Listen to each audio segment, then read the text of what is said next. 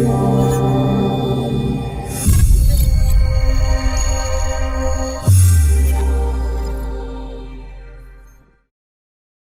students, how are you all today? I hope that everything is fine.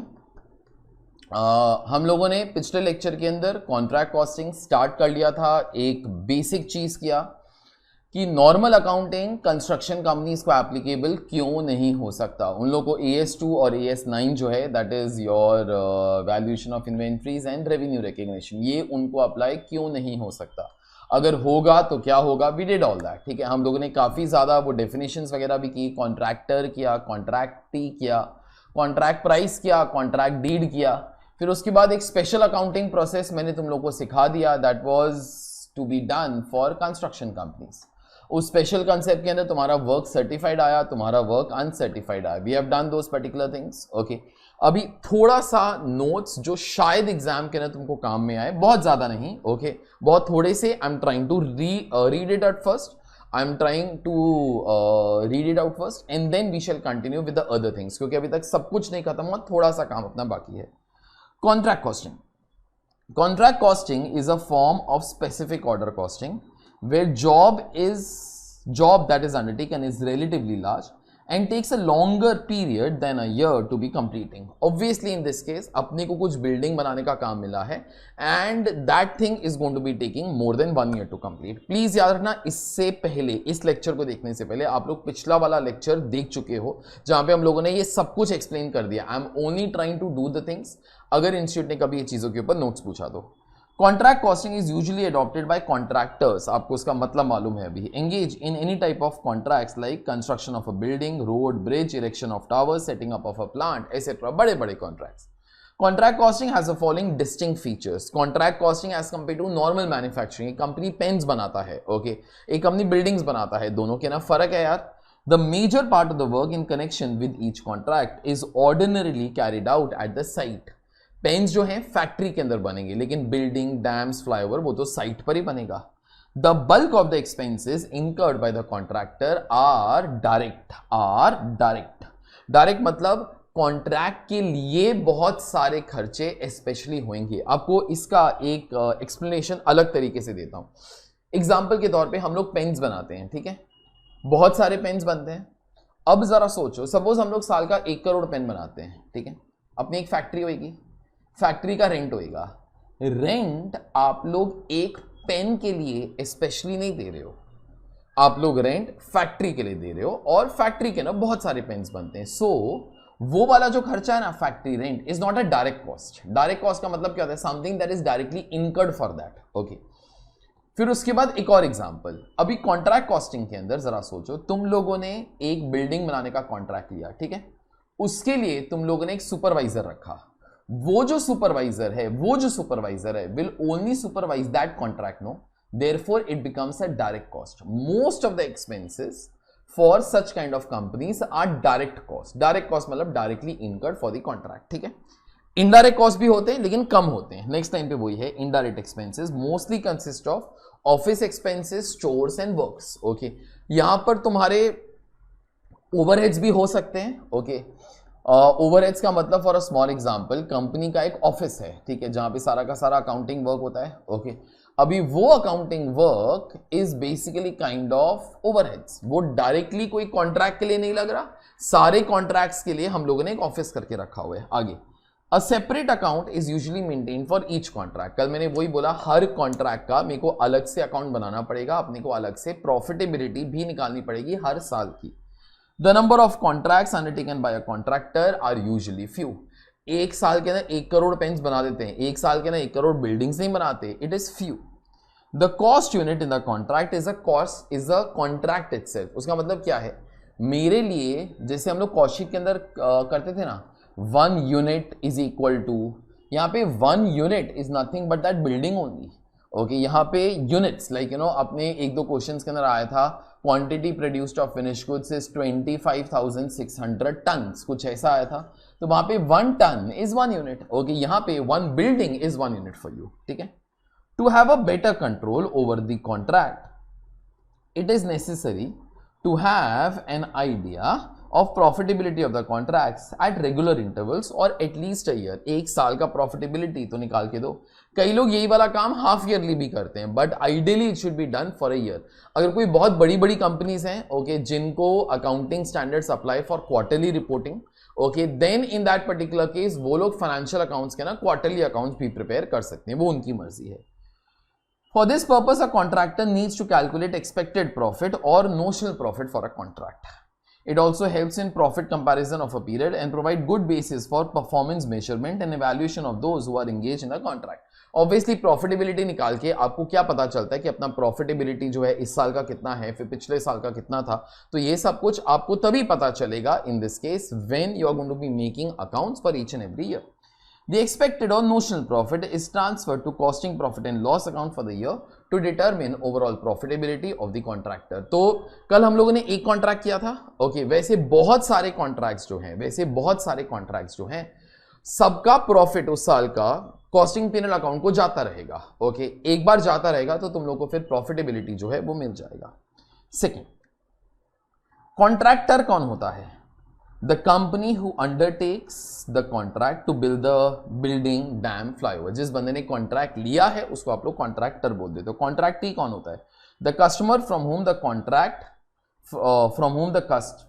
contractor takes the contract. तो जो contract देता है he is called as contractor. You all know these things now. Books of accounts. In this chapter we always prepare books of accounts of the construction company. Construction company के आगे लिख देना that is contractor.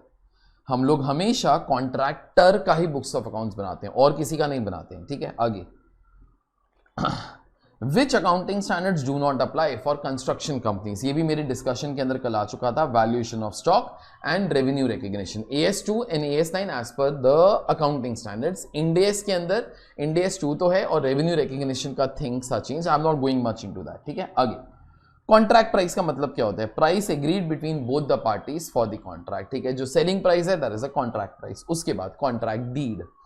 It is a document where details of the contract are mentioned. It is usually registered. It will contain all the terms and conditions between the parties including the contract price, ठीक है. It will also contain the provision for escalation clause. Escalation clause क्या होता है बाद में आएगा, वो अभी नहीं आने वाला है, ठीक है. आगे, work certified. It is that part of work completed which is certified by the architect, valuer and surveyor.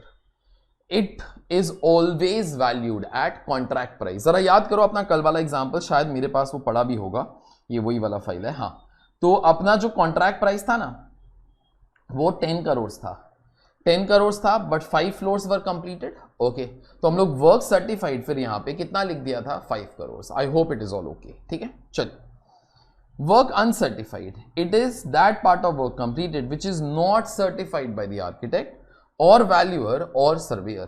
It is always valued at cost. Okay, तो ये हमेशा कॉस्ट के ऊपर ही वैल्यू होता है. जरा याद करो कल हम लोगों ने वर्क अनसर्टिफाइड 0.32 जो है, ओके, वो वाला जो चीज है वो हम लोगों ने उसको कॉस्ट के ऊपर ही वैल्यू किया था, क्रॉस मल्टीप्लाई करके फिर आंसर लेकर आ गए थे, ठीक है. बस अभी आगे वाली चीजें अभी ज्यादा नहीं, वो थोड़ी देर के बाद आएगा. बस मैं अभी ना 12 और 13 वाला जो पॉइंट है ना, 12 और 13 वाला पॉइंट, वो अभी यहां पर कंप्लीट कर रहा हूं. उसका जो थोड़ा सा पार्ट है वो मैं सम्स के अंदर ही दिखाऊंगा, ठीक है. ध्यान से भी जरा सुनना. देखो, कल का एग्जाम्पल मैं कंटिन्यू कर रहा हूं इन अ स्मॉल वे, बस बहुत ज्यादा नहीं. ध्यान से सुनना जरा. अपने कल वाले एग्जाम्पल के अंदर क्या हुआ था? वर्क सर्टिफाइड कितना था? 5 करोड़, ओके. एक ना सर्टिफिकेट ऑफ कंप्लीशन दिया था आर्किटेक्ट ने. I certify that out of 10 floors, 5 floors have been completed to my satisfaction. ऐसा दिया था. ये वाला सर्टिफिकेट लाकर उसने उस बंदे को दिया, ओके. किस बंदे को दिया? अपने अकाउंटेंट को. तो अकाउंटेंट ने फिर ये वाली एंट्री पास कर दी, ठीक है. ये वाली एंट्री पास कर दी. अच्छा, अभी तुम लोग को यहां से जो भी चीजें हो सकती हैं सबका सब बता रहा हूं. 10 फ्लोर्स के अंदर से कितने फ्लोर्स सर्टिफाई हो गए बेटा? 5. So therefore we say stage of completion is 50%. We say stage of completion of the contract is 50%. ठीक है. याद रखना, कोई चीज कंप्लीट तब मानी जाती है जब वो सर्टिफाई हो जाती है, क्योंकि जब तक सर्टिफाई नहीं हुआ तब तक काम अच्छे तरीके से कंप्लीट नहीं हुआ.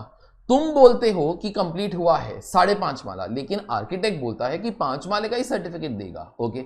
सो 5 माला इज सर्टिफाइड, मतलब उतना ही कंप्लीट हुआ है बेटा, ओके.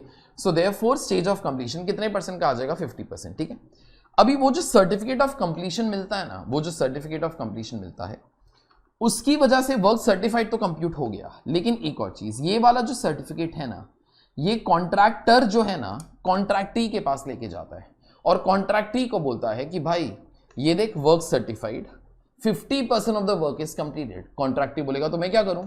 कॉन्ट्रैक्टर बोलता है भाई थोड़ा बहुत एडवांस तो दे, मैं पागल थोड़ी हूं कि मैं 3 साल तक अपना पैसा वो डालते रहूं और 3 साल के बाद अगर तू भाग गया तो 3 साल के बाद वो तूने बोला बिल्डिंग वो टेढ़ी है वो थोड़ी सी, तो उसको ठीक करना तो फिर से बनाना, वो ऐसा थोड़ी होता है। ओके, थोड़ा बहुत एडवांस तो बेटा देना ही पड़ेगा। मेरा फर्नीचर वाला एग्जांपल याद करो, तुम लोग फर्नीचर के लिए भी एडवांस पे करते हो। ओके, बिल्डिंग के लिए तो एडवांस पे वो करोगे ही ना यार। ओके, सो देयरफॉर थोड़ा सा जो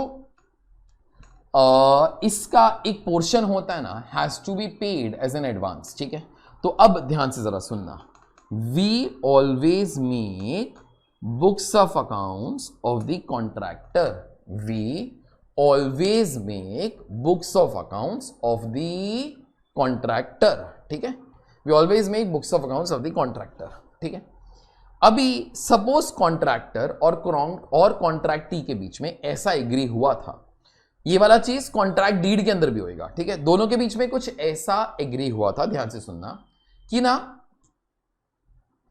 इसका 75% हर साल एडवांस के तौर पे देना पड़ेगा। ठीक है, तो इस साल का वर्क सर्टिफाइड कितने का है? 5 करोड़। इस साल का वर्क सर्टिफाइड कितना है? 5 करोड़। ठीक है, बराबर से आगे जरा सुनना, अगर इस साल का वर्क सर्टिफाइड 5 करोड़ है ना, उसका 75% विल बी कमिंग टू कितना? 3.75 करोड़। तो जैसे ये वाला सर्टिफिकेट मिलेगा ना, कॉन्ट्रैक्टर भाग के जाएगा कॉन्ट्रैक्टी के पास और उसको बोलेगा भाई 5 करोड़ का वर्क सर्टिफाइड है, तू उसका 75% मतलब 3.75 करोड़ मेरे को एडवांस दे। कॉन्ट्रैक्टी को एडवांस देना पड़ेगा, it is there in the contract deed. Okay, तो तब जरा सोचो क्या एंट्री पास होगी। ओके, एक तो जरा याद रखना, ये जो भी अमाउंट है ना, this is advance, this is advance. अगर मैं तुमको कल के फंड आज याद करवाऊं तो अभी तक कॉन्ट्रैक्टर ने बिल्डिंग तो कंप्लीट नहीं किया, तो बिल्डिंग किसका ओनरशिप है? कॉन्ट्रैक्टर का। It is is work in progress stock, it is is WIP stock, हम लोगों ने लिखा ना इधर बाय WIP। ओके, तो बिल्डिंग बेचने से पहले, क्योंकि बेचने के लिए बिल्डिंग होनी तो चाहिए, अभी तक तो 5 फ्लोर्स ही बने हैं, बिल्डिंग बेचने से पहले जो भी उस बंदे को एडवांस मिलेगा ना, वो एडवांस ही होएगा, वो सेल्स नहीं होगा, वो एडवांस होगा। तो जरा सोचो, एडवांस का एंट्री कॉन्ट्रैक्टर क्या पास करेगा? उसको तो पैसा मिल रहा है। ओके, तो यहां पे एंट्री क्या पास हो जाएगी? Cash bank account debit, cash bank account debit to contractee account. अगर कॉन्ट्रैक्टी का कुछ नाम है that you all can write down, this entry will be 3.75 crore. ठीक है, याद रखना एक चीज, इस चीज का कॉन्ट्रैक्ट अकाउंट के अंदर कोई इफेक्ट नहीं आता है। कॉन्ट्रैक्ट अकाउंट अलग, ये वाली चीज अलग। ठीक है, तो इसका एक इफेक्ट कैश बैंक अकाउंट, तुम्हारा जो बैलेंस है वो बढ़ जाएगा। दूसरा, कॉन्ट्रैक्टी ने अपने को एडवांस दिया है, वो बैलेंस शीट के लायबिलिटी साइड के ऊपर अपने को दिखाई देगा, that guy has given us advance. तो हम लोग लायबिलिटी साइड पे लिख देगा advance received from the contractee 3.75 crore. ठीक है, सुन, 5 करोड़ के अंदर से 5 करोड़ का वर्क सर्टिफाइड था, 3.75 करोड़ जो है, 3.75 करोड़ जो है वो कॉन्ट्रैक्टी ने एडवांस दे दिया। मतलब कितना नहीं दिया? 1.25। अभी कुछ टर्म्स बोल रहा हूं, याद रखना। This 3.75 is called as advance receive या प्रोग्रेस पेमेंट्स रिसीव्ड। दिस 1.25 मतलब वो वाला पार्ट जो उसको एडवांस के तौर पे नहीं मिला, that is going to be called as retention money, that is going to be called as retention money। obviously सब कुछ एडवांस के तौर पे बंदा नहीं दे सकता बेटा। कल को अगर बाकी सारा काम बराबर कंप्लीट नहीं हुआ, कुछ एंड के अंदर कुछ डेडलाइंस वगैरह था जो मीट नहीं हुआ, तो कॉन्ट्रैक्टी के पास थोड़ा सा पैसा तो बचा रहना चाहिए ना यार, ताकि अगर उसने सब कुछ एडवांस के अंदर वो दे दिया, obviously contractor will start to have upper edge no यार। तो एडवांस पूरा का पूरा दुनिया में कोई भी नहीं देता, अगर देता है तो वो पागल है। Okay, you should always try to give part of that. तो ये वाला जो चीज है ना, कभी 100% नहीं होएगा। तो अगर 75% एडवांस के तौर पे दिया, बाकी 25% इज रिटेंशन मनी। ठीक है, तो ये चीज अभी जरा देखना। Usually 70 to 90% of work certified is paid as an advance to the contractor by the contractee, so as to enable the contractor to carry out the work. ठीक है, amount paid which is treated as an advance is also called as progress payments received, is also called as progress payments received. Is entry is cash bank account debit to contractee account. I think you all understood everything. उसके बाद retention money, ये last चीज है। Retention money के ऊपर ना वो लोग एग्जाम के अंदर कभी कभी थ्योरी नोट भी पूछ सकते हैं, ठीक है, बराबर से पढ़ लेना। Is exactly the same thing जो मैंने बोला। In a contract, contractee generally keeps some amount payable to the contractor with himself as security deposit, ठीक है। In a contract, a contractor undertakes to complete a job work on a basis of predetermined terms and conditions and work specifications। दोनों के बीच में एक agreement होता है जिसको हम लोग कॉन्ट्रैक्ट डीड बोलते हैं, जहां पे लिखा होता है आप लोग क्या मटेरियल यूज करोगे, कितने टाइम के अंदर बिल्डिंग कंप्लीट होगी, उसका डिजाइन वगैरह क्या होगा, etcetera. To ensure the work is carried out by the contractor as per the plan and specifications, it is monitored periodically by the contractee. To have a cushion against any defect or undesirable work, the contractee upholds some money payable to the contractor. उसने 25% अपने पास रखा ना, okay, that is nothing but retention money. Uphold some money मतलब अपने पास कुछ ना कुछ वो रखता है। This security money upheld by the contractee is known as retention money. It is known as retention money.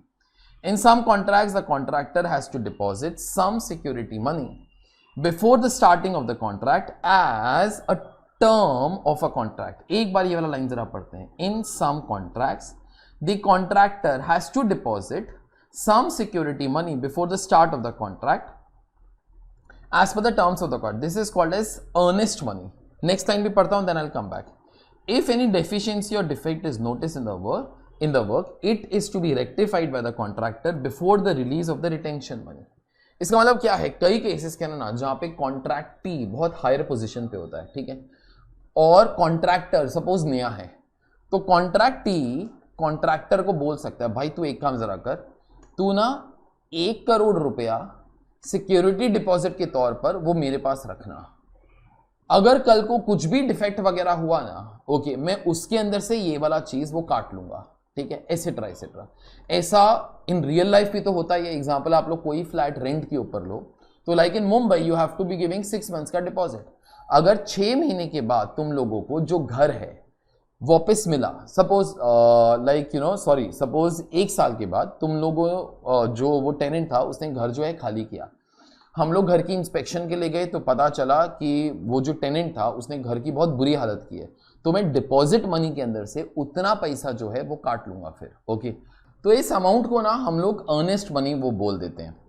Obviously retention money और earnest money दोनों का रखने का जो एम है ना वो बेसिकली एक ही है कि कल को अगर कॉन्ट्रैक्टर ने कुछ भी गड़बड़ किया then in that particular case we can try to adjust his payments, that is one thing. हम लोग उतना पैसा काट सकते हैं। दोनों के ना बस एक फर्क है, retention money is that part of work certified जिसके लिए पेमेंट नहीं किया गया है, and earnest money is sometimes given by the contractor to the contractor as a security deposit, कि अगर फ्यूचर के ना कुछ भी पंगा हुआ तो फिर आप लोग जो पैसा है इधर से काट लेना, ठीक है। आगे, retention money provides a safeguard against the risk of loss due to faulty workmanship, मतलब अगर बिल्डिंग के अंदर कुछ डिफेक्ट्स वगैरह हैं। For numerical problems it is मतलब the retention money is portion of work certified which is not paid as an advance to the contractor by the contractee, ठीक है। चलिए, अपना जो ये वाला काम है ये सारा का सारा हो गया, ठीक है। अभी we are all ready to start away with our first question that is there. एक क्वेश्चन भी तुम्हारा अच्छे तरीके से हो जाएगा ना, almost this chapter is going to be quite simple. और मैंने क्या किया, फर्स्ट क्वेश्चन वो मैंने बनाया, I have included every possible adjustment, तो आराम से काम करेंगे। आज एक ही क्वेश्चन सॉल्व करने वाले हैं, हर एक चीज का entry also I will try to be saying, although institute शायद एंट्रीज नहीं पूछेगा, मॉड्यूल के अंदर कई चीजों का एंट्रीज है लेकिन वो इनकम्प्लीट है, okay. So I am trying to give you all the entries for each and everything, ठीक है। तो चलिए स्टार्ट कर लेते हैं। Let's start away with question number 1। ये जो बाकी थियरी है ये बाद में आ जाएगा, ये अभी नहीं आएगा, ठीक है। So let's start. पढ़िए प्रॉब्लम्स। चलिए, बस मैंने यहां पे एक टाइटल दिया है, various transactions in the contract account. तो यहां पे I have tried to do all the transactions that are there in one single problem, ताकि इसके बाद questions are not very difficult, ठीक है। तो स्टार्ट कर लेते हैं क्वेश्चन नंबर 1 से। Lodha construction company obtained a contract X2, ये कॉन्ट्रैक्ट का नाम है, for the erection of a multi-story building. Building operation started in July 2021. आगे, the contract price was 9 lakhs. ठीक है, कॉन्ट्रैक्ट प्राइस हमेशा अंडरलाइन किया करो. On 30th of June 2022, the end of the financial year, the cash received on account was 3,60,000. Cash received मतलब advance received, being 80% of the amount of the surveyor certificate. ठीक है, I think तुम लोगों को समझ में आ गया रहेगा. इन एनी केस अगर नहीं समझा है तो कुछ ऐसा, उन लोगों ने क्या बोला कि ना कॉन्ट्रैक्टर को इस साल के अंदर, ये फिर से लाइन पढ़ूं, on 30th of June 2022, the end of the financial year, the cash received on account was 3,60,000. Being 80% of the amount of the surveyor certificate, being 80% of the amount of the surveyor certificate. तो एक second, surveyor के certificate के अंदर मतलब certificate of completion, जो amount होता है हम लोग उसको कौन सा अमाउंट बोल देते हैं, वर्क सर्टिफाइड. अपना बात हुआ यार, वर्क सर्टिफाइड. तो क्या हुआ, end of the financial year तक कैश रिसीव्ड कितना मिल चुका था, 3,60,000. And this was 80% of the amount of the surveyor certificate, मतलब this was 80% of work certified. तो अभी अगर लिख के बताना चाहूं, ऑल्दो तुम लोग को समझ में आ ही गया रहेगा, अगर वर्क सर्टिफाइड 100 रुपए का होता है तो एडवांस रिसीव्ड, जिसको तुम लोग और क्या बोलते हो बेटा, प्रोग्रेस पेमेंट्स रिसीव. ठीक है, तो ये वाला जो चीज है ये कितने का होता है, 80. और इस साल के अंदर कितना रुपीस मिला है, 3,60,000. मतलब वर्क सर्टिफाइड कितने रुपीस का होएगा, क्रॉस मल्टीप्लाई कर लो, 4,50,000. ठीक है, एक चीज जरा याद रखना, मैंने आज ही बताया, ये वाला चीज तुम्हारे कॉन्ट्रैक्ट अकाउंट के अंदर नहीं आता है. This is advance receive. Advance receive का एंट्री क्या होता है बेटा, cash bank account debit to contractee account. ठीक है, cash bank account debit to contractee account. I will write down contractee account. ये वाला एंट्री किधर भी कॉन्ट्रैक्ट अकाउंट के अंदर रिफ्लेक्ट नहीं करेगा, लेकिन हाँ ये वाला अमाउंट, कौन सा अमाउंट है, वर्क सर्टिफिकेट, वर्क सर्टिफाइड, ये वाला अमाउंट तो आएगा ना यार. ठीक है, आगे, The following additional information is given for the contract X2. ठीक है, material issued to contract 102,500. ठीक है, materials purchased directly for the contract, this is 70,000. materials transferred from X1 contract to this contract 15,000. ठीक है, एक बार और, ये 3 ट्रांजैक्शन क्योंकि तीनों मटेरियल्स के हैं. Material issue to the contract, इसका मतलब क्या होता है, देखो ईंटें वगैरह, सीमेंट वगैरह, अपने पास बहुत सारे कॉन्ट्रैक्ट्स होंगे. ऑल्दो अपने को जो अकाउंट बनाना है, कौन से कॉन्ट्रैक्ट का बनाने का है, X2. अभी शायद कॉन्ट्रैक्टर्स जो होते हैं वो लोग ईंटें वगैरह तो इकट्ठा ही खरीदते होंगे, फिर जिस कॉन्ट्रैक्ट को चाहिए उसको दे देंगे. ठीक है, तो materials issue to the contract, materials issue to the contract, material contract को इशू कौन करेगा, head office. Okay, head office ईंटे पहले इकट्ठा खरीदा होएगा बल्क के अंदर, बहुत सारे कॉन्ट्रैक्ट्स के अंदर. फिर ये जो X2 वाला जो मैनेजर है ना, जो X2 कॉन्ट्रैक्ट का जो सुपरवाइजर है, जो मैनेजर है, उसको ईंटों की जरूरत पड़ेगी, तो वो हेड ऑफिस को बोलेगा कि भाई इतना माल भेज दो. तो जब माल भेजेंगे, ये वो वाला चीज है, materials issue to the contract. ठीक है, materials purchased directly for the contract, ये वो वाला माल है जो डायरेक्टली खरीदा गया, specially for this particular contract only, specially for this particular. तो यहां पर ना ये दोनों चीजें ऑलमोस्ट साथ में हो जाएंगी. हेड ऑफिस माल खरीदेगा और कॉन्ट्रैक्ट को इशू कर देगा इकट्ठा ही. ठीक है, या फिर वो डायरेक्टली सप्लायर को बोल सकता है कि भाई माल ना हेड ऑफिस में भेजना ही नहीं, माल डायरेक्टली साइट पर ही भेज देना, ऐसा भी हो सकता है. ठीक है, आगे, materials transferred from X1 to this contract. अपना कोई और, एक मिनट, ये वाला कॉन्ट्रैक्ट कौन सा है, X2. और उन लोगों ने क्या बोला कि X1 करके कोई और कॉन्ट्रैक्ट है, X1 करके कोई और कॉन्ट्रैक्ट है, वहां से इतना माल आया, तो चलो ठीक है. Excess materials return on the last day back to the head office. हम लोगों के पास शायद ज्यादा मटेरियल था, हम लोगों ने लास्ट डे रिटर्न कर दिया. ठीक है, to the head office. Excess material sold on the last day, last day पर कुछ एक्सेस मटेरियल्स था जो बेचा भी. Material stolen during the year. ठीक है, कॉस्ट वाज 1,000, कुछ ना कुछ मटेरियल चोरी हो गया. ठीक है, material destroyed during the year, उसका कॉस्ट 1,500 था. Material received from the contractee free of cost. ठीक है, तो इतना माल अपने को कॉन्ट्रैक्टी के लिए कॉन्ट्रैक्टी से अपने को फ्री मिला। ओके, एग्जाम्पल, एक चीज वो बोल सकता हूं, जस्ट एन एग्जाम्पल। अभी कॉन्ट्रैक्टर जो था बिल्डिंग बना रहा था, ठीक है, कॉन्ट्रैक्टी ने उसको बोला मेरे को ना हर रूम के अंदर सीसीटीवी कैमरास चाहिए। तो कॉन्ट्रैक्टर ने बोला भाई वो तो अपने कॉन्ट्रैक्ट के अंदर एग्री नहीं हुआ था कि सीसीटीवी कैमरास वगैरह वो लगाने का।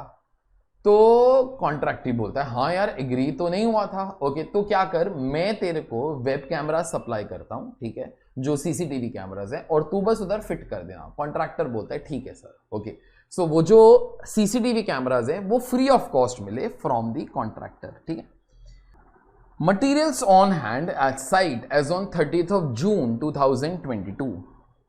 एक मिनट, कॉन्ट्रैक्ट बेटा कभी स्टार्ट हुआ था? July 1st 2021, July 1st 2021।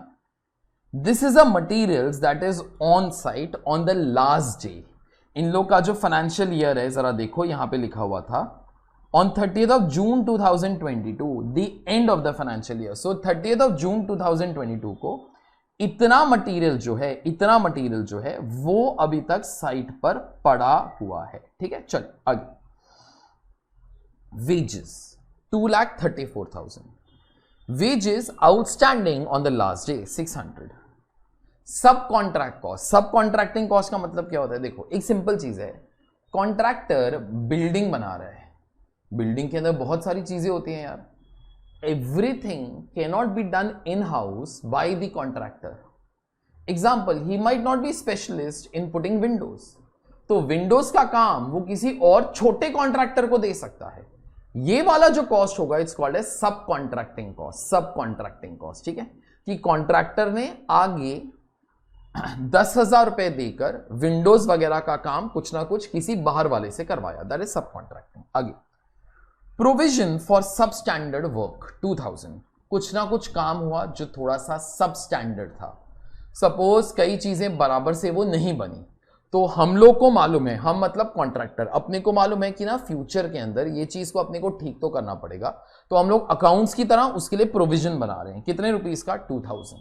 ये वाला खर्चा फ्यूचर के अंदर कभी ना कभी होगा, शायद अगले साल के अंदर। एग्जाम्पल के तौर पर इन लोगों ने कुछ पानी की टंकी बनाई, लेकिन पता चला वो पानी की जो टंकी है ना वो साइज की नहीं बनी जिस साइज की कॉन्ट्रैक्टी ने बोला था। तो कभी ना कभी इसको अपने को ठीक करना पड़ेगा, फ्यूचर के अंदर 2000 रुपए का और खर्चा होगा, तो उसके लिए अभी प्रोविजन बनाकर रख रहे हैं। ठीक है, आगे, plant purchase specially for the contract and to be depreciated at 10% per annum। Plant purchase specially for the contract and to be depreciated at 10% per annum 30,000। Direct expenses 12,900।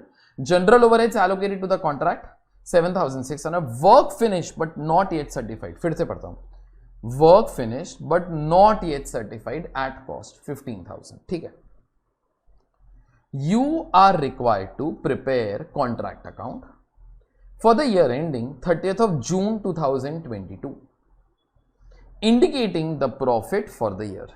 You are required to prepare the contract account for the year ending 30th of June 2022 indicating the profit for the year। तो आपको contract account बनाना है, obviously आपको contract X2 account बनाना है। ठीक है, क्योंकि ये सारा का सारा जो डिटेल्स है X2 के बारे में। स्टार्ट करें फिर। ठीक है, अपनी नोटबुक्स पे आइए।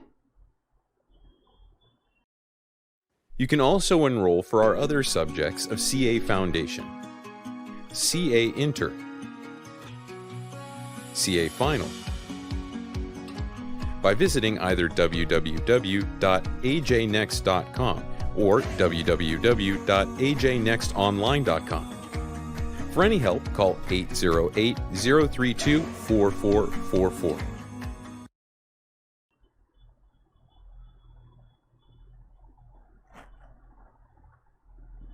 चलिए, तो जो भी रिक्वायर्ड पार्ट होगा वो हमेशा कैपिटल लेटर्स के अंदर होता है। Prepare the contract account for the year ended, तो आपको कॉन्ट्रैक्ट अकाउंट ही बनाना है और कुछ काम नहीं करना, और उसके ना प्रॉफिट रिफ्लेक्ट होना चाहिए। ठीक है, तो स्टार्ट कर लेते हैं। We always make books of accounts of the, मेरे को जरा बोलो, कॉन्ट्रैक्टर के कॉन्ट्रैक्टी, कॉन्ट्रैक्टर। ठीक है, कॉन्ट्रैक्टर। तो यहां पे लिखिए जरा please, this is question number 1 ही है ना ये।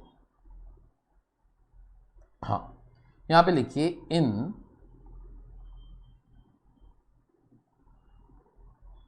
द बुक्स ऑफ कॉन्ट्रैक्टर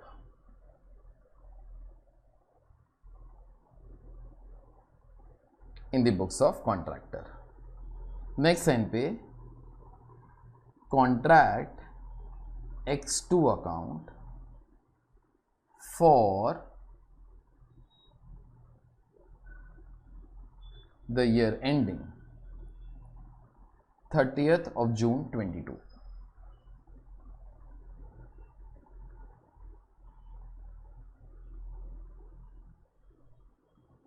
ठीक है, चलिए आप तकरीबन हाफ साइड जितना एक अकाउंट बना लो।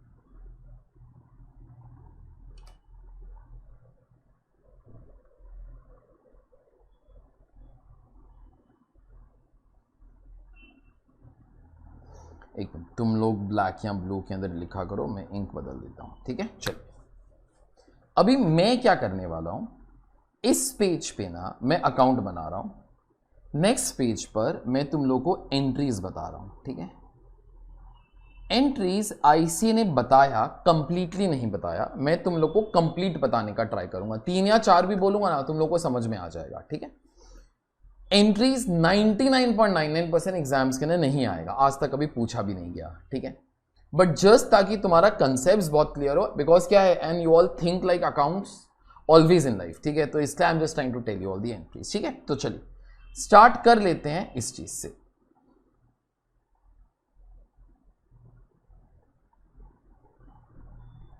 First transaction, materials issued to contract 102,500। Materials issue हुआ। देखो मेरा ना एक छोटा सा एक प्रिंसिपल रहता है when I am doing this thing, debit all expenses, credit WIP, that's it, बस। और अपने को कुछ नहीं करने का है। WIP के अंदर भी 2 पार्ट आ जाएंगे, work certified, work uncertified. Work certified जो है इन this case valued at contract price, work uncertified is always valued at cost. ठीक है, मैं यही वाला प्रिंसिपल वो फॉलो करता हूं। कई बार एंट्रीज की भी जरूरत नहीं है, but in any case for starting I am still trying to be doing it. ठीक है, तो सुनिए सबसे पहले क्या हुआ रहेगा, ध्यान से सुनना जरा। जो अपना हेड ऑफिस है यार ना, entries are always passed by head office. Okay, by head office. एक छोटा सा एक डायग्राम बना के दिखाता हूं। कोई एक कंपनी है, से इस केस के अंदर लोढ़ाई है, ठीक है, जिसका ये वाला क्वेश्चन है। ठीक है, वो लोग बहुत सारे कॉन्ट्रैक्ट्स वगैरह ले रहे हैं, उसके से एक कॉन्ट्रैक्ट का नाम है X2, जिसका अपने को अकाउंटिंग करना है। इसके अलावा X1 भी है, शायद कोई और कॉन्ट्रैक्ट्स भी होंगे, हम लोग इसके बारे में बात कर रहे हैं। ठीक है, तो अकाउंटेंट जो है ना यहां पर नहीं बैठता बेटा, अकाउंटेंट्स तो इधर ही बैठते हैं। All entries are passed thinking that we are Lodha, all entries are passed thinking that we are Lodha. लेकिन लोढ़ा को X2 कॉन्ट्रैक्ट के लिए अलग से प्रॉफिट चाहिए। ठीक है, अलग से प्रॉफिट चाहिए। ठीक है, आई होप दिस माहौल इज क्लियर। ठीक है, तो अभी हम लोग यहां से जब भी स्टार्ट करते हैं, ध्यान से सुनना, what ever I am saying ध्यान से सुनना। अब जब हम लोग यहां से स्टार्ट करते हैं,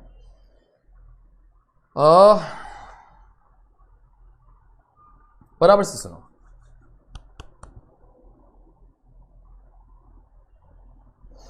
सबसे पहले हेड ऑफिस ने ना मटेरियल खरीदा होगा, शायद उन लोगों ने खरीदा होगा बल्क के अंदर।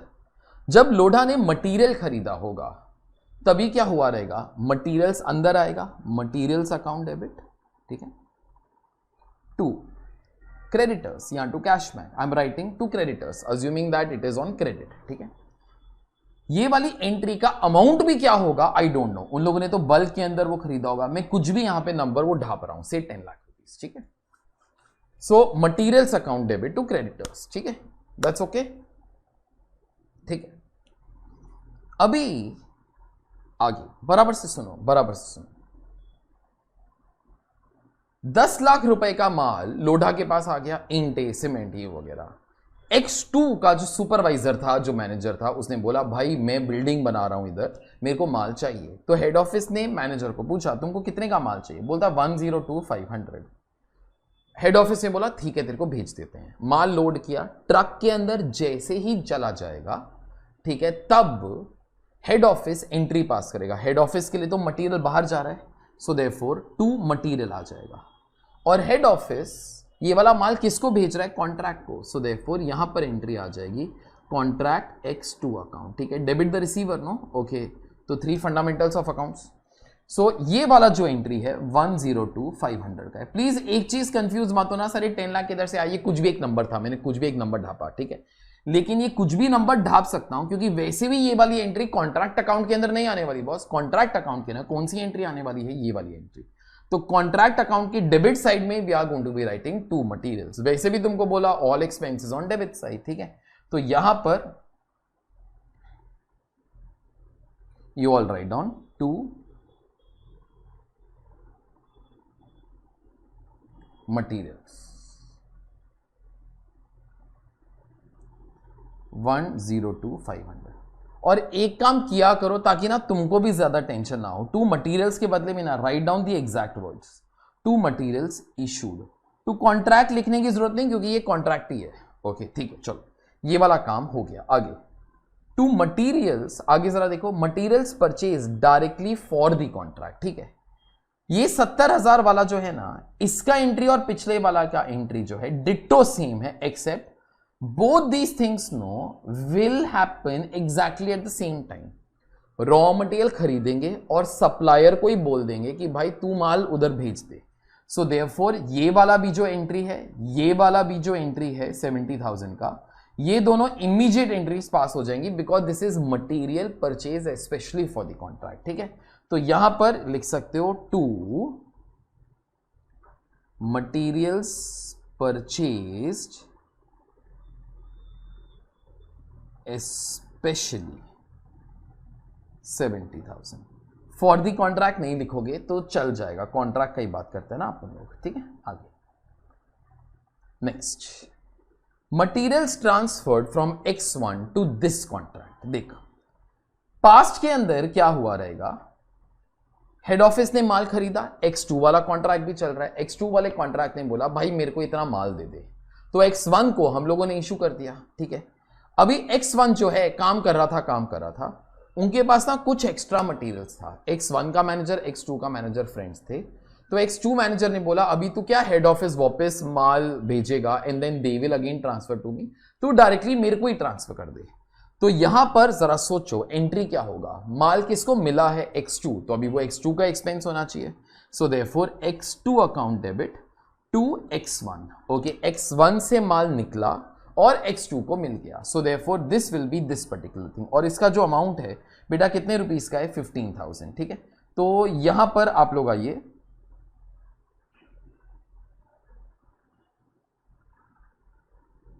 Right down to materials transferred from X1 to materials transferred from X1।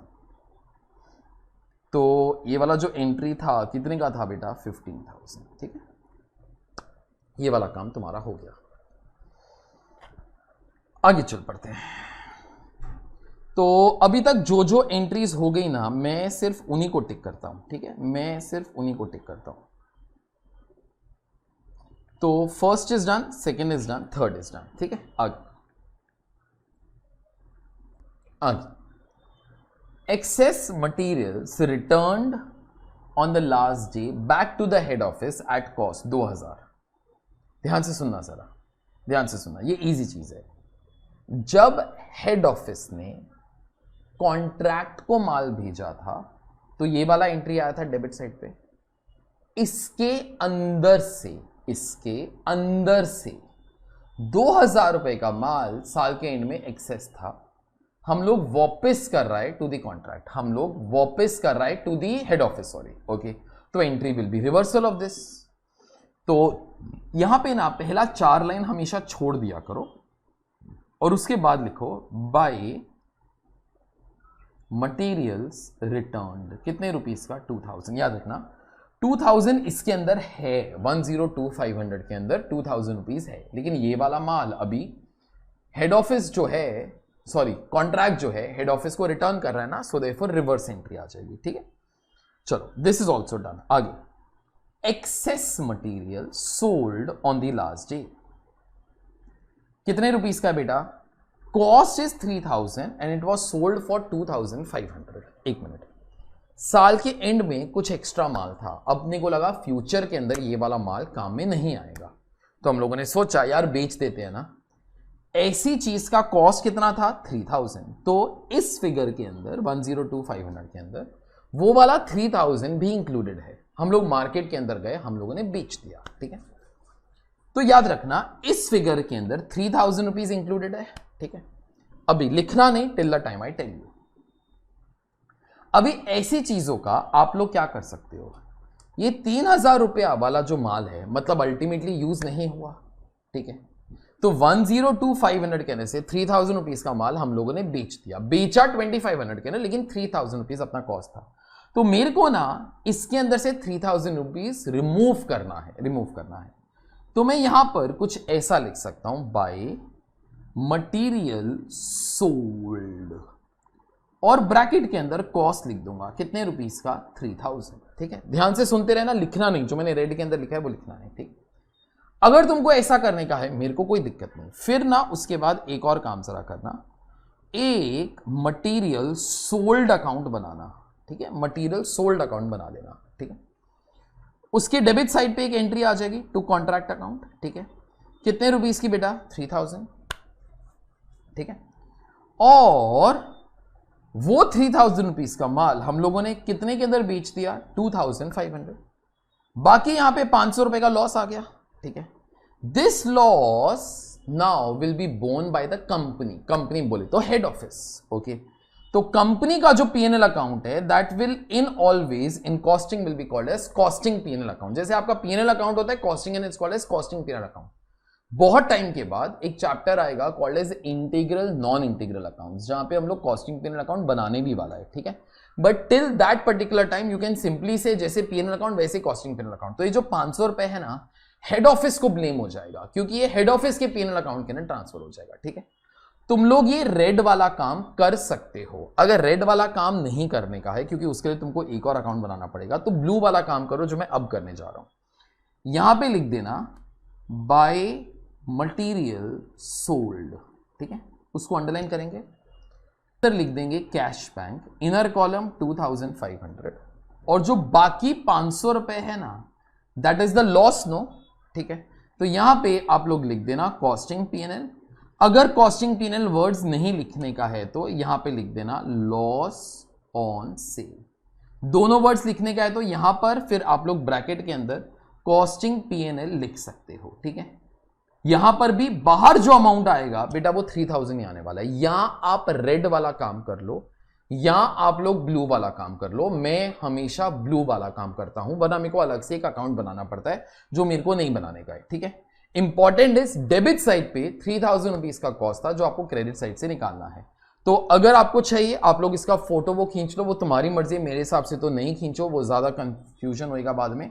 हम लोग हमेशा ब्लू वाला काम ही करेगा। ठीक है, तो ये रेड वाला जो चीज है मैं सारा का सारा डिलीट कर रहा हूं, और ये जो ब्लू वाला है अब मैं उसको फाइनल एंट्री के तौर पे ऊपर लिख देता हूं।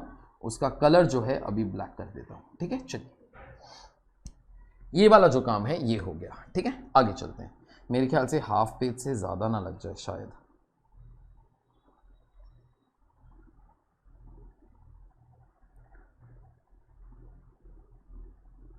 एक मिनट। हाँ, चल ये वाला काम अपना हो गया। ठीक है, अभी आगे चल पड़ते हैं। नहीं हो रहा अभी, चलो छोड़ दो, वो बाद में कर लेंगे। स्ट्रेट लाइन में मार देता हूं।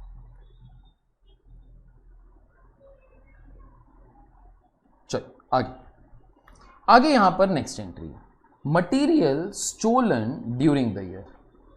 Material stolen during the year कितने रुपीस का है? 1000 रुपए का माल चोरी हो गया। अभी तुमको अभी चीजें समझ में तो आनी स्टार्ट हो ही गई हैं। 102500 के अंदर 1000 रुपए का माल भी तो है जो चोरी हो गया। अभी चोर ऐसा तो नहीं है माल चोरी करेगा, किसी को जाके बेचेगा और मेरे को उसका पैसा लाके देगा, ऐसा तो कुछ नहीं होने वाला। ओके, सो देयरफॉर यहां पर डायरेक्टली लिख सकते हो बाय मटेरियल स्टोलन, और सारा का सारा 1000 रुपया अपना लॉस ही हो जाएगा ना, तो यहां पे लिख सकते हो लॉस कितने रुपीस का बेटा 1000। ये loss ultimately costing P&L account को ट्रांसफर हो जाएगा। ठीक है, चलो अभी आगे चल पड़ते हैं। बाय मटीरियल्स डिस्ट्रॉयड 1500, ये वाला मटीरियल जो है खराब हो गया। कभी कभी ऐसा होता है, सीमेंट वगैरह वो बाहर रखा हुआ है, वो जम जाता है, it can happen, know like that. ठीक है, तो 1500 रुपए का जो माल है वो डिस्ट्रॉय हो गया, तो इसके ना वो वाला 1500 भी तो है, डिस्ट्रॉय हो गया, तो अब ये 1500 रुपए जो है ये लॉस ही है ना। Losses will be borne by head office, all losses like this will be borne by head office. तो यहां पे आप लोग लिख सकते हो बाय मटीरियल डिस्ट्रॉयड, यहां पे लिख सकते हो लॉस कितने का बेटा 1500। ठीक है, आगे ये लॉस को ब्रैकेट में नहीं भी डालोगे तो भी चल जाएगा। चलो आगे, तो ये वाला भी काम हो गया, ये वाला भी काम हो गया। Material receive from कॉन्ट्रैक्टिव free of cost, अगर फ्री ऑफ कॉस्ट था तो बेटा तेरा कुछ खर्चा हुआ क्या? नहीं सर, अपना कोई खर्चा नहीं हुआ, उसने माल फ्री का दिया, मैंने फिट कर दिया, बात खत्म हो गई। सो देयरफॉर यहां पे तुम लोग आगे लिख लेना नो एंट्री, एक मूवी का भी नाम था नो एंट्री। चलो ठीक है, आगे material on hand at site on 30th of June 2022, materials on hand at site as on 30th of June 2022। बराबर से सुनो मैं क्या बोल रहा हूं। Materials on hand at site on 30th of June 2022, बेटा कॉन्ट्रैक्ट किस दिन स्टार्ट हुआ था? 1 जुलाई 2021। साल अपना ये वाला खत्म कभी हुआ है? 2022। ठीक है, 2022। याद रखना, याद रखना, this is the last day of this year, this is the last day of this year. इस दिन पर कुछ मटेरियल साइट पर तो पड़ा रहेगा। याद रखना, अभी तक बिल्डिंग कंप्लीट नहीं हुई, किधर भी नहीं लिखा कि बिल्डिंग कंप्लीट हुई। और एक और चीज बोल सकता हूं अगर तुम लोगों को याद है तो, इस साल का जो वर्क सर्टिफाइड था ना बेटा, हम लोगों ने कंप्यूट किया था 4.5 लाख आया था, और जो कॉन्ट्रैक्ट प्राइस है ना वो 9 लाख है। तो 9 लाख के कॉन्ट्रैक्ट प्राइस के अंदर से अभी तक सिर्फ 4.5 लाख का ही काम खत्म हुआ है। ठीक है, तो अभी तक तो 50% काम ही हुआ है, तो अभी तक बिल्डिंग नहीं कंप्लीट हुई। ओके, तो जो मटेरियल पड़ा हुआ है ये थोड़ी है हमको सारा का सारा मटेरियल यहां रिटर्न करना है या डिस्ट्रॉय हो गया, कुछ ना कुछ रखेंगे, नेक्स्ट ईयर यूज कर लेंगे। सो therefore this is materials on hand at site on 30th of June 2022, this is something like closing stock of raw material। ठीक है, अभी जरा सोचो, जब मटेरियल्स अंदर आया तब डेबिट साइड पे लिखा।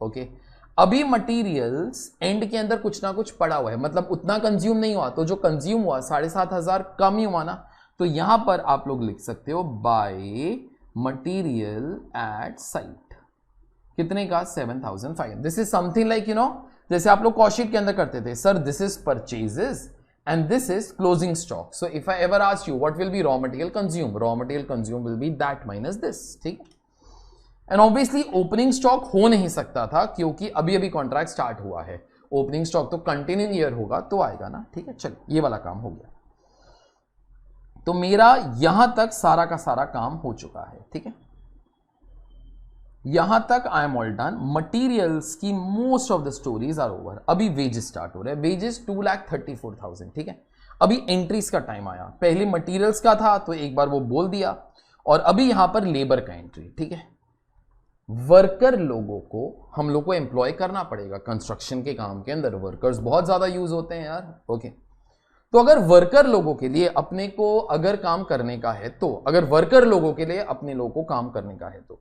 ध्यान से सुनना। X2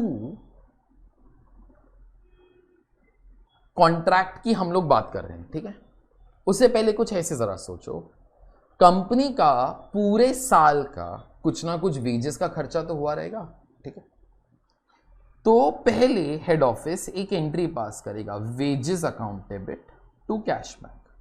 सपोज ये वाला अमाउंट 20 लाख रुपए का, कुछ भी this number I got from anywhere. ठीक है, पूरी कंपनी के अंदर जो भी वर्कर लोग थे उन लोगों को कंपनी ने पूरे साल के ना पैसा दिया, कितने रुपीस का हो गया 20 लाख। ठीक है, फिर उसके बाद क्या हुआ, उसके बाद कंपनी ने एस्टिमेट किया कि यार इस कॉन्ट्रैक्ट के लिए कितने वर्कर लोग गए थे। ये सब कुछ कैलकुलेट करने के बाद उन लोग को पता चला कि ना इस कॉन्ट्रैक्ट के लिए जो वर्कर लोग जो गए थे उनका वेजेस 2,34,000 निकलता है। फिर उतना वेजेस का amount will be debited to this contract, क्योंकि मेरे को इस कॉन्ट्रैक्ट के खर्चे अलग से चाहिए ना। तो जब वो वाला ट्रांसफर एंट्री पास होगा, that transfer entry will be contract X2 account debit to wages account, और ये वाला जो अमाउंट है कितने का हो जाएगा 2,46,000 जो यहां पे दिया हुआ है, जो यहां पर अपने को देके रखा, सॉरी 2,34,000, ओके, जो अपने को यहां पर देके रखा हुआ है, ठीक है, बस 2,34,000। तो out of both the entries obviously I am interested in this particular entry only. तो इस वेजेस, इस कॉन्ट्रैक्ट के जो वेजेस हैं मेरे को वही डेबिट करने हैं यार, ओके। तो आप लोग यहां पर आइए, यहां पे ये जो सेकेंड एंट्री है ना उसका इफेक्ट कॉन्ट्रैक्ट अकाउंट के डेबिट साइड पर it will come no. So therefore यहां पे अभी आप लोग लिखिए 2 वेजेस, इनर कॉलम में लिख लेना, 1 मिनट में बोलता हूं क्यों। 2,34,000, ठीक है। आगे wages outstanding on the last day 600। बेटा जैसे आउटस्टैंडिंग वेजेस वो इसी साल का खर्चा था, बस पे नहीं किया अभी तक, लेकिन इस साल का खर्चा तो है, so therefore you will have to debit this particular thing. तो यहीं पे लिख देना प्लस आउटस्टैंडिंग, जैसे आप लोग 11th स्टैंडर्ड से करते आए हो, 600, दिस इज 234,600, ठीक है। ये वाला काम हो गया। आगे सब कॉन्ट्रैक्टिंग कॉस्ट 10,000। पहले मेरे को जरा बोलो, is it an expense for the contractor? Yes. अभी एंट्रीज को मारो गोली, तुमको अगर एंट्रीज वगैरह के बारे में बात नहीं भी करना, it is all okay. Debit all expenses, okay, and credit WIP। अभी तक WIP वाला अपना काम वो बाकी है, लेकिन ये कॉस्ट है ना, so just write down no on the debit side, okay. So to sub contracting cost कितने का आ जाएगा 10,000। को बोलते सर एंट्री बताओ, सर एंट्री के बगैर नींद नहीं आएगी, तो चलो ठीक है। हेड ऑफिस पहले सब कॉन्ट्रैक्टिंग के लिए पे करेगा, so sub contracting account debit to in this case cash bank. कितने रुपीस का बेटा, ये 10,000 था ना, 10,000, ठीक है। और उसके बाद ये सब कॉन्ट्रैक्टिंग का जो काम है कॉन्ट्रैक्ट X2 के लिए हुआ है, तो तभी एंट्री यहां पे क्या आ जाएगी, contract X2 account debit to sub contracting cost 10,000। तो अल्टीमेटली ये जो सेकेंड एंट्री है ना, ये जो सेकेंड वाली एंट्री है, इसका इफेक्ट कॉन्ट्रैक्ट X2 के डेबिट साइड पे आ जाएगा, दैट्स इट, ठीक है। आगे यहां तक हो गया अपना, ठीक है। आगे चलते हैं। उसके बाद प्रोविजन फॉर सब स्टैंडर्ड कॉस्ट। बेटा ये भी अपना कॉस्ट ही लगने वाला है फ्यूचर के अंदर, बस आप अभी प्रोविजन बना रहे हो। प्रोविजन भी एक्सपेंस ही होता है ना यार, प्रोविजन फॉर डाउटफुल डेट्स तो वो बनाते हो ना वो सब कुछ, ओके। सो देयरफॉर यहां पर you all can simply write down to provision for substandard work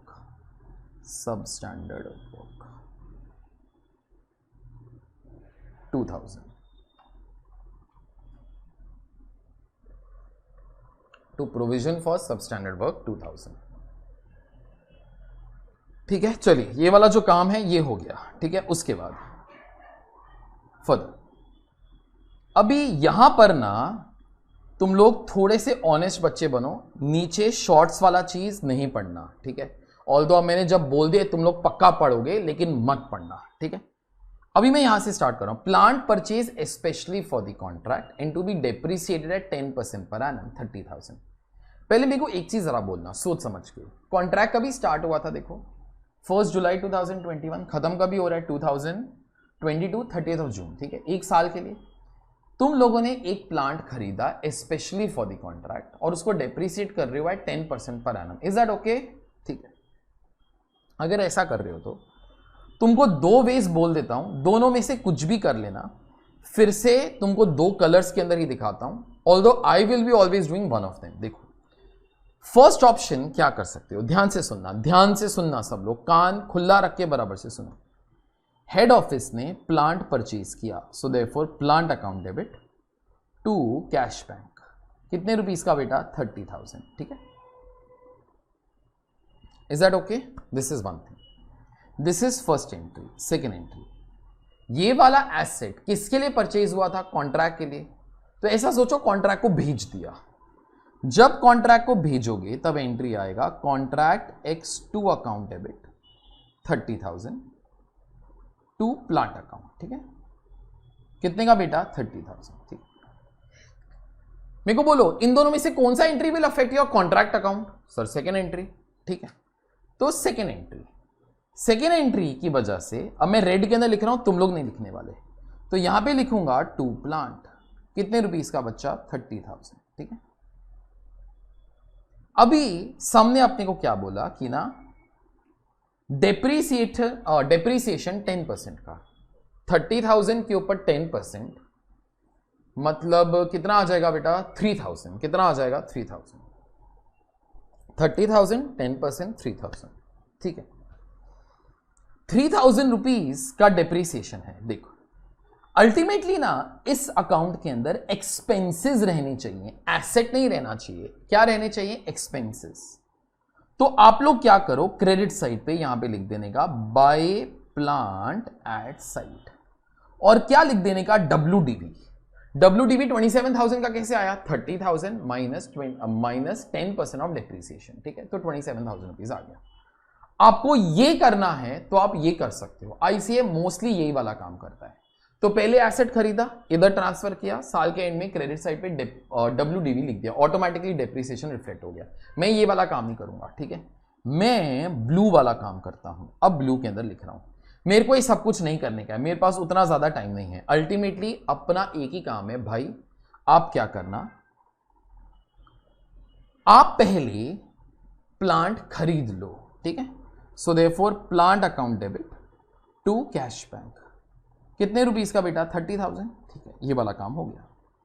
अभी ये वाली एंट्री वगैरह नहीं आएगी, ये वाली एंट्री नहीं आएगी। साल खत्म हुआ, डेप्रीसिएशन का एंट्री पास करो बेटा। डेप्रीसिएशन का एंट्री क्या होता है? Depreciation account debit to plant account. कितने रुपीस का? 3,000। ठीक है, 3,000 रुपीस। और ये depreciation is an expense of the contract, no? This depreciation is the expense of the contract, no? तो आप अभी इसको, इस डेप्रीसिएशन को ट्रांसफर कर दो contract X two account debit to depreciation. कितने रुपीस का? 3,000। अभी यहां पर 3 एंट्रीज आएंगी, लेकिन कोई बोलता है सर 3 एंट्रीज नहीं पास करनी बेटा, लेकिन ये जरा देख, इनमें से कौन सी entry will affect your contract account? Sir last entry ना, वहीं पे कॉन्ट्रैक्ट एक्स टू अकाउंट आ रहे 3,000।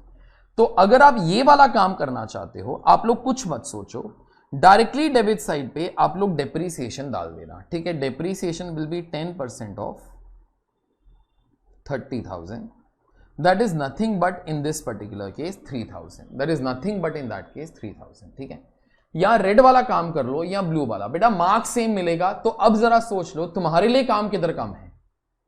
सर ब्लू वाले के अंदर बस अपने को एक ही चीज डेबिट साइड पे डालनी, इसीलिए मैं वही वाला काम करता हूं। ठीक है, तो आप लोग ये वाला जो काम है अब से नहीं करना। ICA के कोई भी सम के अंदर अगर वैसा काम किया हो, इट इज ओके, उनको करने देना। तुम लोग ये वाला काम ही करना जो मैंने यहां पे किया है। सिर्फ डेप्रीसिएशन चार्ज कर देना, योर जॉब इज ओवर। ना डेबिट साइड पे किधर प्लांट का वैल्यू आएगा, ना क्रेडिट साइड पे, बस यही वाला चीज आ जाएगा। ठीक है, I hope I am quite clear. तुमको इसका फोटोग्राफ अगर फ्यूचर के लिए खींच के रखने का जरूरत हो तो रख सकते हो, तो तुम्हारी मर्जी है। ठीक है, वरना we are only going to be charging depreciation. अपना काम हो गया। ठीक है, चलिए आगे।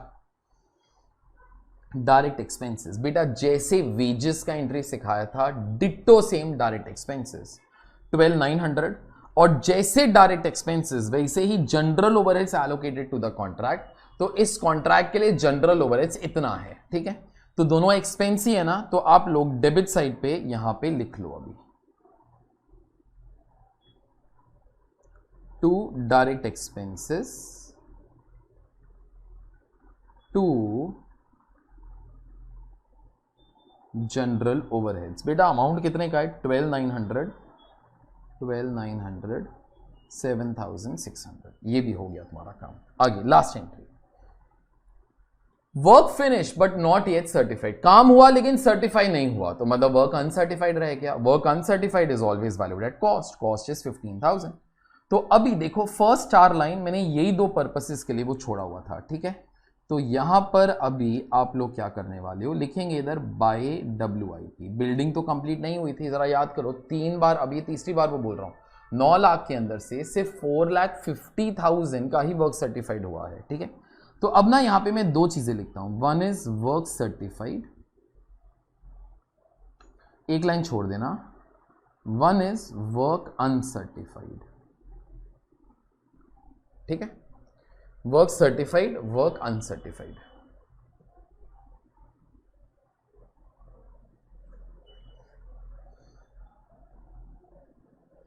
अच्छा, वर्क सर्टिफाइड 4,50,000, 4,50,000 कैसे आया था तुम लोग को याद होगा, 3,60,000 डिवाइडेड बाय 80%, ठीक है। वो वाला कैलकुलेशन हम लोगों ने शुरू में यहां पर मेरे ख्याल से मैंने तुम लोग को एक्सप्लेन किया था, किधर चला गया ये वाला पार्ट। तो 3,60,000, ठीक है, इंटू 100 डिवाइड बाई 80, मतलब डिवाइड बाई 80% ना यार, ठीक है। तो ये वाला काम हो गया, ठीक है। उसके बाद यहां पे वर्क अनसर्टिफाइड, अभी अभी देखा बेटा, वर्क अनसर्टिफाइड कितने का है, 15,000, दोनों का टोटल बाहर डाल देने का 4,65,000, ठीक है।